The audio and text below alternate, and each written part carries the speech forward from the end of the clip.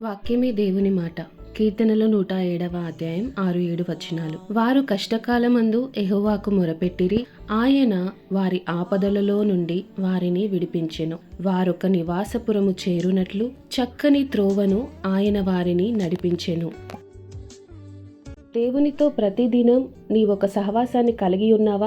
ప్రతిదినం నీ ఎడల ఆయన చేసిన మేళ్లను బట్టి కృతజ్ఞతాస్థుతులు చెల్లించేటువంటి మంచి అలవాటులో నీవు ఉన్నట్టయితే నీ సమస్యల్లో నువ్వు ఆయనకి మొరపెట్టగలుగుతావు. నీ కష్ట సమయాల్లో నీవు ఆయనను ఆశ్రయించగలుగుతావు. ఎప్పుడైతే నీవు ఆయనను ఆశ్రయించినావో నీ ప్రతి సమస్య నుంచి కూడా ఆయనే నిన్ను విడిపిస్తాడు. అంత మాత్రమే కాదు, ఏ మార్గము తెలియనటువంటి పరిస్థితుల్లో నీవు ఉన్నట్టయితే, ఈ యొక్క చిక్కులలో నుంచి ఎలా బయటపడాలో తెలియని పరిస్థితుల్లో నీవు ఉన్నట్టయితే ఆయనే నీ కొరకు ఒక చక్కటి త్రోవను, ఒక చక్కటి మార్గమును ఏర్పాటు చేసి దాని గుండా నిన్ను నడిపించి నిన్ను శ్రేష్టమైన గమ్యస్థానములో ఆయన నిన్ను నిలబెడతాడు. కాబట్టి ఆయనను ఆశ్రయించు, ఆయనను విశ్వసించు, దేవుని మీద నమ్మకమించు.